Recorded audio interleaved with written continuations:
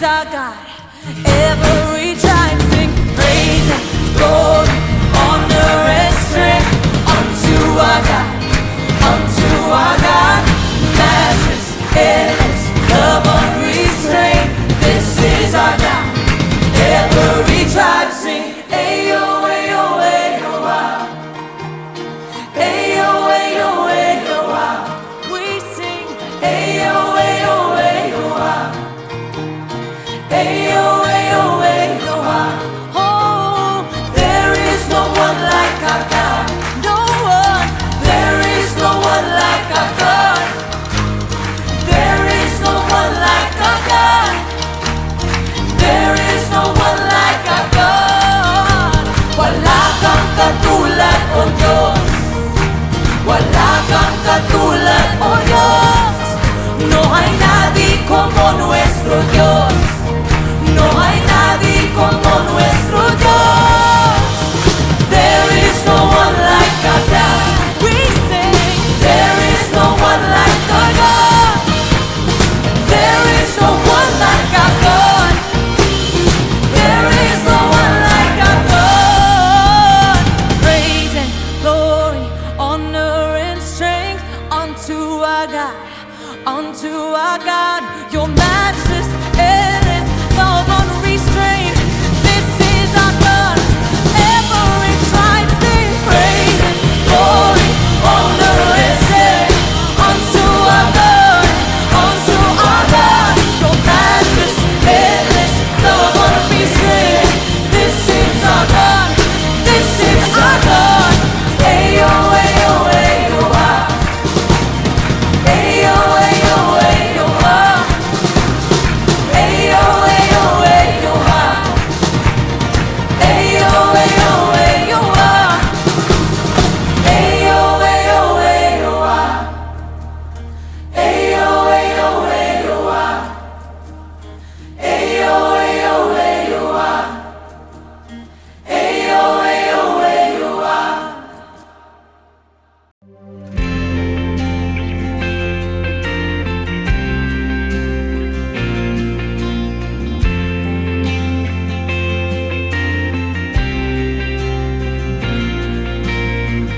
Lord of all the earth and all of heaven, I come and seek your face. Worship you with all I have within me, humbled by your grace. Every heart, every nation, every tribe of creation will bow before your presence and sing. You are high and lifted up. You are high and lifted up. And my soul sings hallelujah to the Lamb.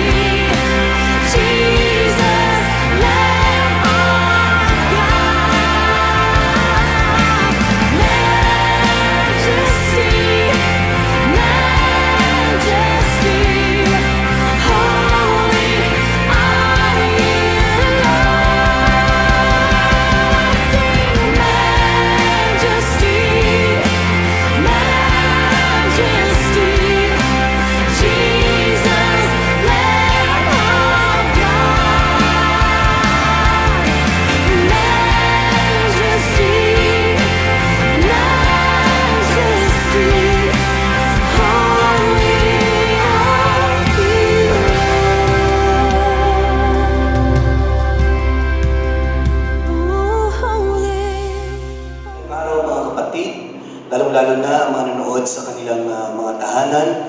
I hope this sermon will give us strength and bring us closer to our Lord. Ngayong araw na ito, we are exactly 40 days under quarantine at alam natin po na na-extend ang ating pong stay home until May 15. Pero ano po ba talaga ang ibig sabihin ng salitang quarantine? In Merriam-Webster, as I research, quarantine comes from the French word quarantine, means about 40, used in English 1600s ago to refer to the 40 days during which a ship suspected of carrying contagious disease is held in isolation from the shore, or simply a period of 40 days. From the Latin quadraginta and Italian quaranta, both meaning 40. As you know, 40 is a very significant number in the Bible. In fact, ito po ay mention sa Bible ng 146 times. And generally, it seems to symbolize a period of testing and trial. Kung inyo matatandaan, si Moses has lived 40 years in Egypt and another 40 years in the desert before he was called by God to lead his people out of slavery. Si Moses din ang pumunta, umakyat sa Mount Sinai for 40 days and nights to receive the 10 commandments from the Lord. And he also sent spies for 40 days doon sa lupang pangako. At sila po ay bumalik. Ang iba ay bad news ang dinala. And of course, a few has sent the good news. Kung naalala niyo si Prophet Jonathan ay winarningan niya ang Nineveh na kung hindi sila titino for 40 days, the city will be in destructions. Elijah went uneaten. Siya po ay hindi nagutom for 40 days in Mount Horeb. And finally, Jesus, sabi nila, has quarantined himself in the desert without food for 40 days and 40 nights that enabled him to be victorious over the temptation of the devil. At hindi rin tayo foreign doon sa first quarantine family during the time of Noah, where flood and rain and flood was or existed for 40 days also and 40 nights. Pero yung salitang quarantine was only formally used during the 14th century in Europe. It was used as a controlling strategy for what is the best known plague in history, or bubonic plague, or the so-called Black Death. Surprisingly, ito rin po ay nangyari sa Europe, which devastated the population in 1347 to 1352, killing estimated 30 million people. Yung ano na ito, yung salot na ito na tinatawag na Black Death, killed between 30 to 50% of the population of Europe. Ibig sabihin, kung may tatlo na tao during the time, in the 14th century and during the duration of the bubonic plague, kung may tatlong tao, dalawa ang buhay, isa ang patay. And significantly, it has reduced the population of Europe during that time. So the term was used when the plague started spreading in Venice in 1947, and their ports started to turn away ships suspected of coming from infected areas. And by the following year, authorities in Venice became the first to formalize a protective action. So they closed all the ports, katulad ng ginagawa natin ngayon sa ating bansa, at na-legitimize, no, yung paggamit ng word na quarantine, no, according to Science Museum in London. Diba? Nakita natin dyan sa pictures how quarantine during that time is being executed. So, medyo, ano lang, no, dahil painting lang ito, no, medyo hindi natin nakita dyan ang social distancing.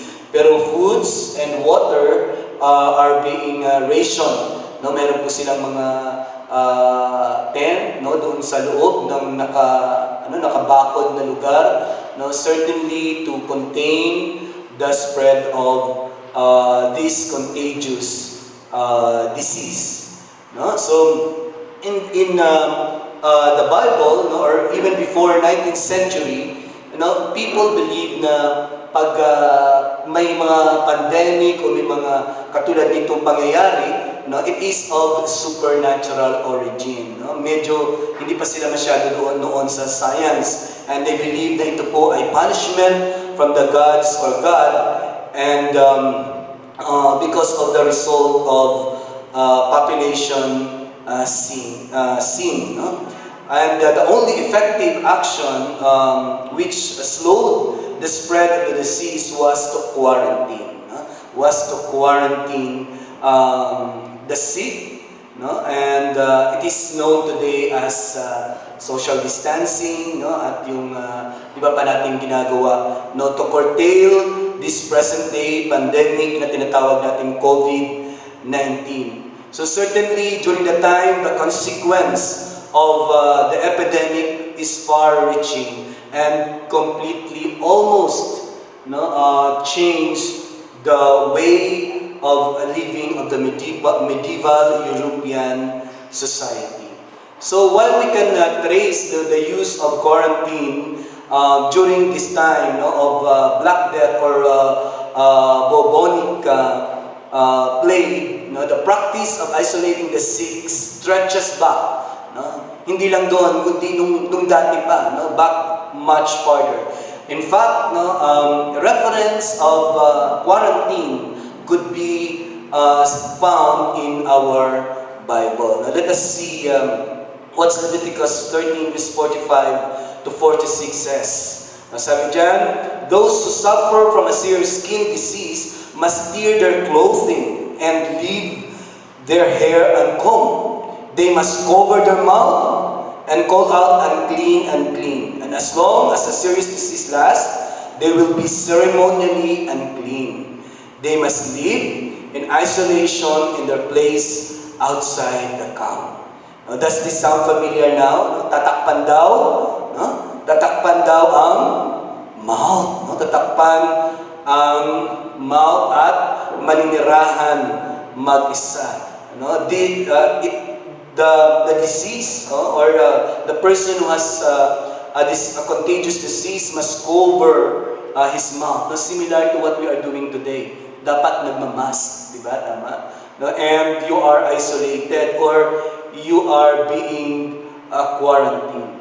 No? But I don't know about you, but I find this fascinating. No? Centuries ago, millennia, even before scientists discovered germs, bacteria, microbes, God was already instructing His people to quarantine themselves and cover their mouths. The Israelites were actually practicing hand washing and social distancing before the phrase even existed. Let us look further in chapter 15 verse 11 of the same book. Sabi doon, likewise, whomever the one with a discharge touches, pag nahawakan, without having rinsed his hands in water, shall wash his clothes and bath in water and be unclean until evening.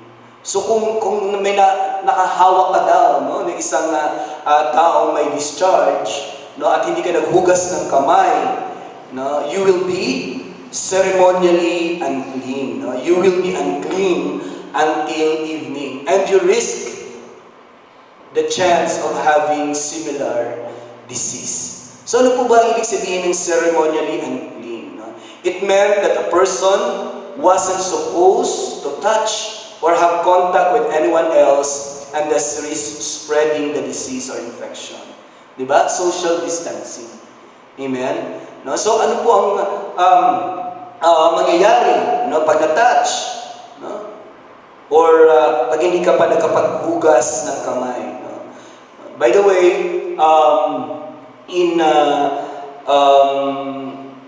verse 13, following 11, nakaspecify doon na ibig sabihin ng rinse his hands in water. Ang sabi doon, hindi lang water kung hindi. In verse 13, kung hindi running water. So ibig sabihin, kahit na ngayon lang na sinasabi ng mga doktor na kailangan instead of just basin water, kailangan talaga running water para tayo po ay maging malinis. Noong unang panahon, ang mga tao ay they just wash their hands in a basin, still water, kaya hindi sila gumagaling. But before this came in, ang ating Panginoon ay sinabihan niya na yung kanyang mga pinili, yung mga Israelita, na maghugas hindi lamang sa tubig, kung hindi sa running water. Perhaps this is another example of scientific foreknowledge in the Scripture.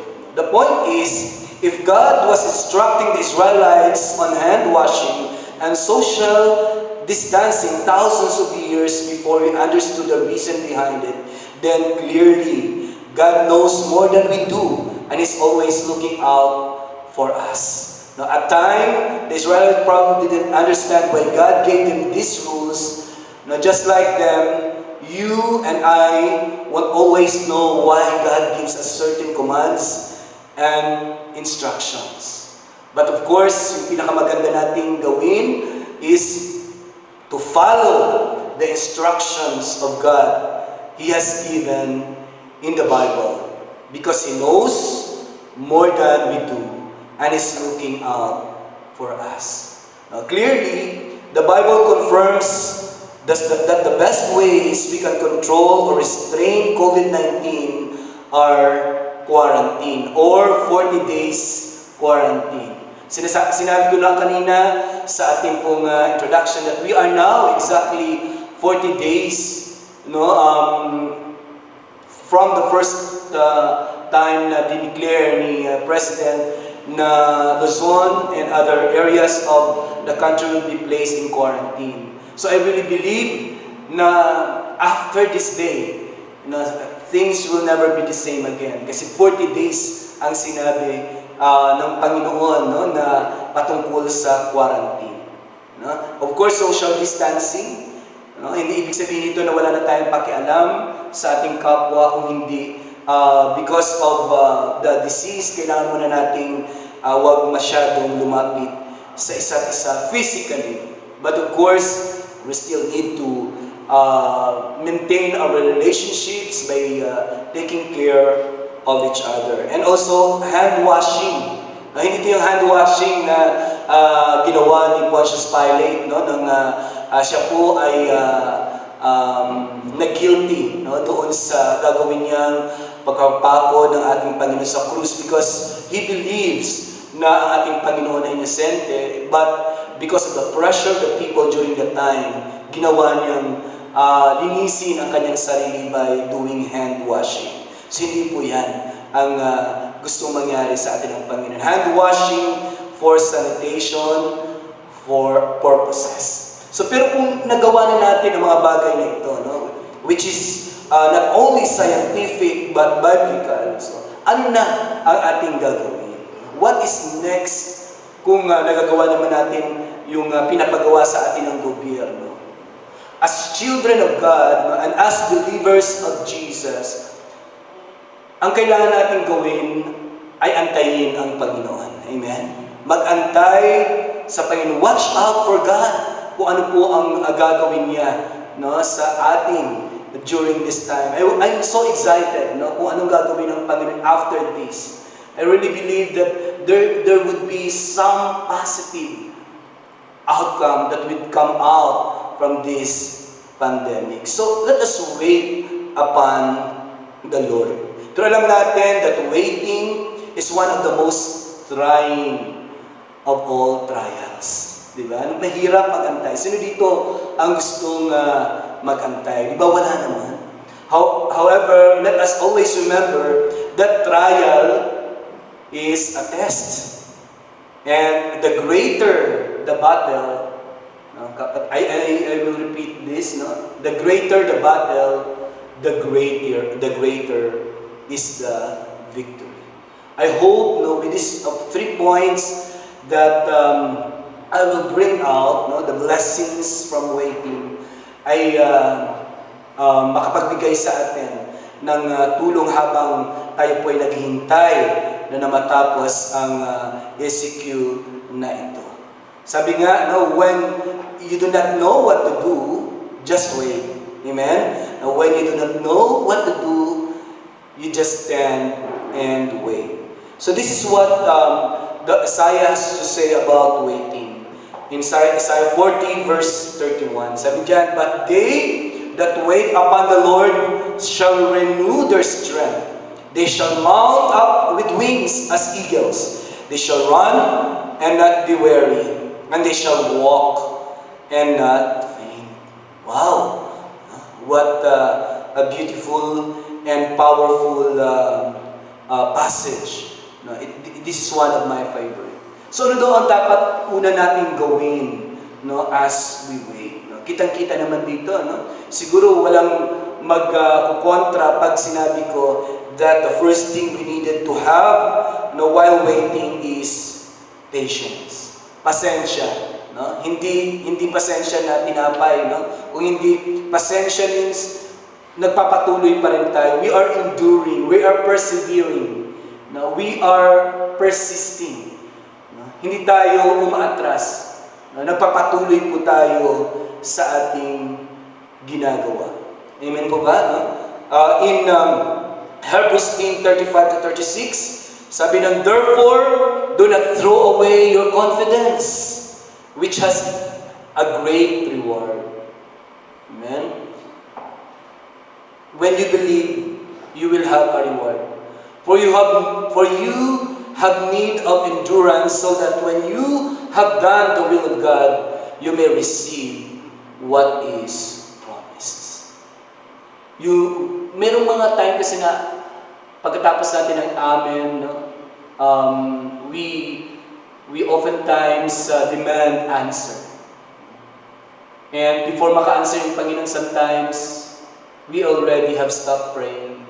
O kaya we have already withdrawn ourselves from the battle. So kailangan natin ng perseverance. Sometimes victory's spelling is perseverance. We keep on praying. In the 1 Thessalonians 5:17, sabi doon, hindi dapat tayo tumitigil sa ating panalangin. And that's what we are doing as a church. Amen? Every 8 o'clock, no, if you still, or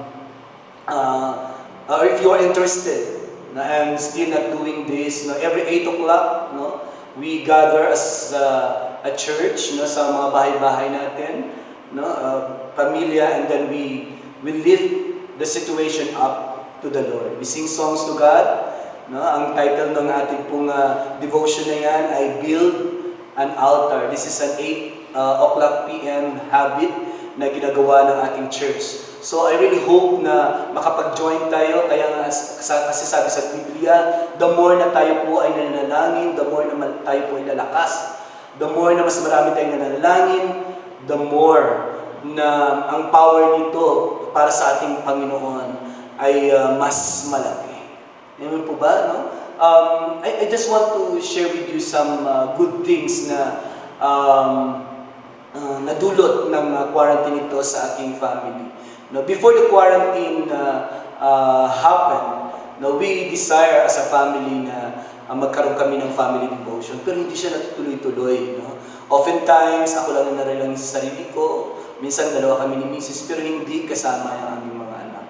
But the good thing, no, na ginawa ng quarantine ito, we now have our family devotion every day, 8 p.m. No? And alam ko na ang Panginoon ay natutuwa, no, sa ganitong pagkakataon. Aside from praying, we should also keep believing. In Mark 9 verse 23, Jesus said, "Unto him, if thou canst believe, all things are possible to him that believe." So it is necessary na tayo po ay magtiwala sa ating Panginoon. No? We should keep knocking. Sabi nga, when you ask, it shall be given to you. When you seek, you shall find. When you knock, it shall be open unto you. So, kailangan natin maging persistent dyan, no? Sa ating prayer, sa ating belief, and in our knocking. No? That's why, yun po yung ating ginagawa every 8 p.m. No? Yung ating build an altar habit. No? Kasi nga, sabi nga ni Frank C. Laubach, sabi niya, the trouble with nearly everybody who prays is that he just says, Amen, and runs away before God has a chance to reply. Bago pala mag-reply ang Panginoon, ay nag-stop ka na, no? Listening to God is far more important than giving Him your ideas. No? So, this really confirms that prayer is a two-way process. No? So, bigyan natin ng space lagi sa ating prayer, yung sagot ng ating Panginoon. No? So that magiging kompleto ang ating mga panalangin. So, we should not only be patient, but secondly, we should also have this undying hope. No? Hope in the Lord. Pag-asa. Sabi nga, no, ang atin daw dapat pag-asa ay hindi nawawala. No? Kahit ito'y puputulin pa. Katulad daw ito ng ating fingernails na kahit pinutol ko na ito kanina, pero ito naman ay tutubo pa rin at tutubo. Dapat ganun daw ang ating pag-asa. Hindi dapat ito nawawala sa bawat isa sa atin. Amen po ba? Despite what is happening around us, dapat patuloy tayong aasa sa ating Panginoon. In our text, nakalagay doon, sabi doon, renew your strength. Panibagong lakas yung ating gagamitin. Renew the way you think. The old has gone, the new has come. So God is indeed renewing everything. Sabi nga sa TV, hindi ko ito makalimutan, at lagi ito sinasabi, nire-remind ng ating mga taga-gobyerno that after this pandemic, we can no longer live the way we lived before. And we needed to adapt to what they call new normal. Hindi pwede nang kung anong ginagawa natin noon ay siya pa rin yung gagawin natin ngayon. God is renewing everything now with this pandemic. God is restarting everything. Parang computer, no, na nireboot, no, para mag-start muli ng mas malakas, mas matibay, at mas matapat, no, sa kanyang paglilingkod sa ating Panginoon. Para sinasabi ng Panginoon na, ang dami ng basura sa iyong isip. No, kailangan waglitin muna yan. Kailangan linisin muna natin yan. No? And hindi lang po sa ating katauhan bilang tao, kung hindi sa ating paligid. No? Suddenly, no? yung encroachment sa natural resources natin has stopped. No? Nakahinga yung yaman dagat, no? Nakahinga yung yaman lupa, na naging malinis yung ating mga hangin, no? And suddenly yung mga plants has this place for them to breathe and live normally. Diba? So kita natin dito that God is doing something kahit hindi natin ito nakikita, no? And I really believe that something positive, no? Something monumental, no? will emerge, no? Lalabas, no? Dahil sa pandemic na ito. Sabi ng Panginoon doon sa Isaiah 43 verse 19, Behold, I will do a new thing. Now it shall spring forth. Shall you not know it? Shall you not know it? I will even make a road in the wilderness and rivers in the desert. Wow. No? Para sinasabi ng Panginoon that I will make impossible possible. Na kung dati tayo po ay sobrang nahihirapan, ngayon, no? God's hope, no, na binibigay sa atin ay tayo po ay kanyang pasasaganan. God will make new thing out of what we are experiencing right now. Kung tayo, ang buhay natin noon ay puno ng lungkot, no? God is promising joy. Doubt, no? God is renewing it into certainty. Katiyakan. Kung mayroon tayong sickness na matagal na nating ating pinapanalangin sa Panginoon, when we just keep believing, keep praying, keep on knocking, excellent help will come in. Amen? Kung wala kang work ngayon, God could easily give you job. At alam ko na ito po'y mangyayari because God has restarted an seemingly busy and seemingly godless society. When people are so busy worshiping their gods, suddenly God has stopped it. Suddenly God has stopped it. And suddenly everything has to slow down because of this pandemic.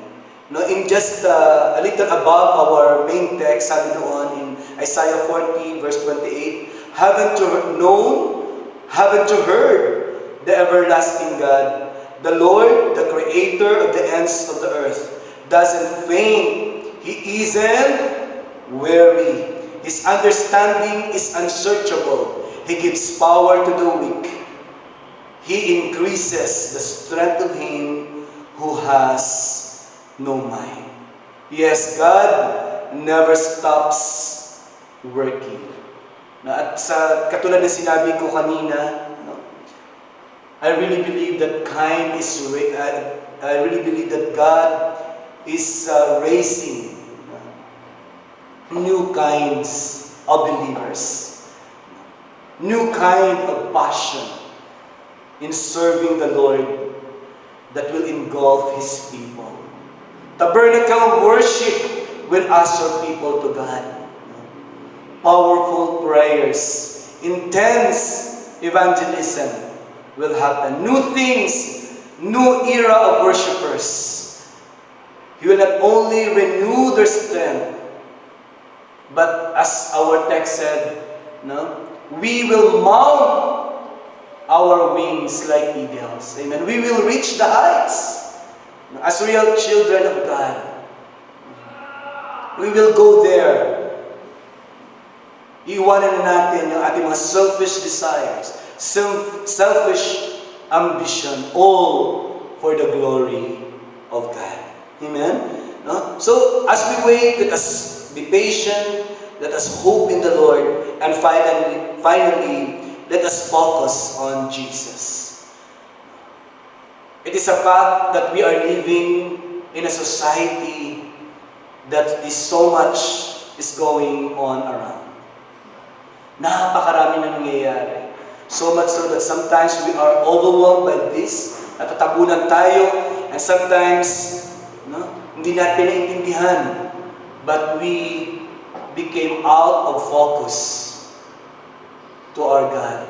At nalimutan natin kung sino tayo sa ating Panginoon. Nalimutan natin kung sino ang ating sinasamba. Nalimutan natin that we have friends in high places. Amen po ba? That Jesus, 2,000 years ago in Easter, has been raised. At siya po ay naluklok sa kanang side ng ating Diyos Ama na interceding for us all. The problems brought by this pandemic are overwhelming. Hindi ito mapasinungalingan. Wala nang mayaman, walang mahirap. Kahit ka pa pinakamilyonaryong tao, pwede kang kapitan ng virus na ito. Pero pinaka matinding virus na pwedeng maglugmok sa tao ay ang virus ng hindi pagtitiwala sa Panginoon. But I come to tell you this day, brothers and sisters, that despite of all what is happening around us, let us focus on Jesus. Because the truth is, He is still in control. Amen? Siya pa rin ang may control ng lahat. Remember what is said in the book of Job, na lahat ng bagay na nangyari sa ating buhay ay hindi mangyayari kung hindi pinahihintulutan ng ating Panginoon. At ito ay may mabubuting magiging resulta sa bawat isa sa atin. In Hebrews 12 verse 1 to 2, ito po ang dapat gawin natin so that we can be always in focus with our God. Sabi dito, therefore, since we also have such a large cloud of witnesses surrounding us, let us lay aside every weight and the sin that so easily ensnares us. Let us run with endurance the race that lies before us, keeping our eyes on Jesus, the source and perfecter of our faith, who for the joy that lay before Him endured a cross, and despised the shame, and has sat down at the right hand of God's thrones. Yes, when things are going good for you, your focus has to be with Jesus. And at the same time, when things seem to be going rough, when trials and tribulations come into our way, we've got to stay focused on Jesus as well. Sabi nga ulit ni Job, kilalanin lang ba natin ang Diyos sa ating katagumpayan? Sabi niya doon sa kanyang asawa. See, when problems comes away, we tend to take our focus off Jesus. We take our focus off Jesus and put it in our heartaches, put it in our pains, and put it in our sufferings. We have forgotten that God can do exceedingly, amen, abundantly above all that we ask or think, according to the power that works in us. We say that we know that we can do all things through Christ that strengthens us. But because we take our focus of Jesus, our problem seems too big. Our heartache seems too heavy. Our pain seems like it's too much to bear. Suffering seems like too much to withstand. So, kailangan, katulad ng sabi dyan sa ating teksto, let us keep our eyes on Jesus because He is the source, in fact, the only source and perfecter of our faith. Ito ang purpose kung bakit niya binata, kung bakit siya naging willing na ilalay ang kanyang buhay, His precious life, His precious love for each and every one of us. Through our storm, our focus should always stay on Jesus. Kasi ito lang ang patuloy na magpapatibay sa bawat isa sa atin. Let us press on. No? Let us run the race. Patuloy natin itong tatahakin. Kumbaga, let us not go swerving from one lane to the other. Kailangan tuloy-tuloy lang doon tayo sa daan na gustong ipatahak sa atin ng ating Panginoon.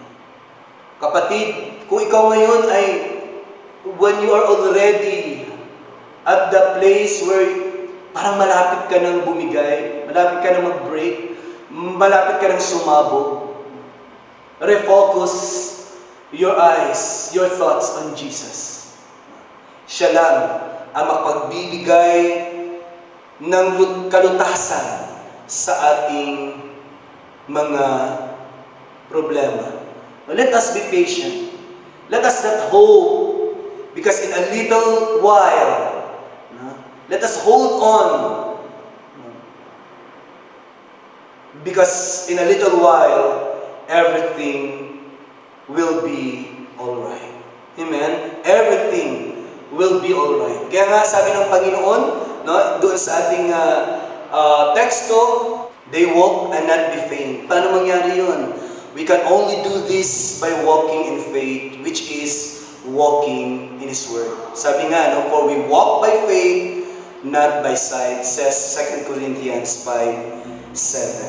So as we wait, let us be patient.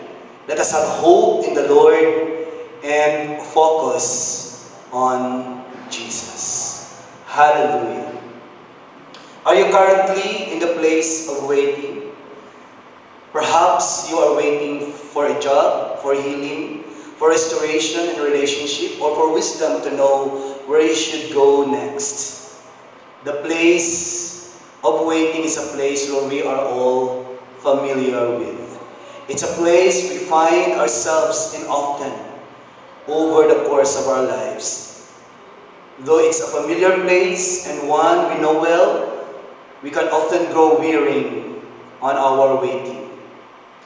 So if you are that person, kung kayo ang taong yun na hanggang ngayon ay patuloy na nag-aantay, hanggang ngayon ay naniniwala that something good will happen because you have chosen to wait, please join with me in this prayer. Let us pray. Forgive me for all my doubts, worries, and fears. Forgive me, O Lord, for my impatience as I wait in this place. Forgive me for questioning the story you've written for me. Forgive me for not seeking your face and allowing the struggles before me to seem greater and stronger than your grace and mercy for me. Cleanse my heart of all that keeps me from you. Help me to remember that it is good to wait for you. And no matter what happens, no matter what current circumstances, I am safe in the shelter of your wings. There is nothing that can separate me from your love. Nothing and no one can snatch me from your hands. Grant me the joy that comes from knowing you and being known by you. Fill my heart with gospel joy. Strengthen me by your word. May the words of the psalmist be true of me. I wait for the Lord, my soul waits, and in His word I hope. Help me to remain faithful in this place of waiting, Lord. Help me to serve you and live for you even in this crossroad of my life. Help me to wait as long as it takes. I pray all these things because of Jesus and in His name. Amen. Thank you.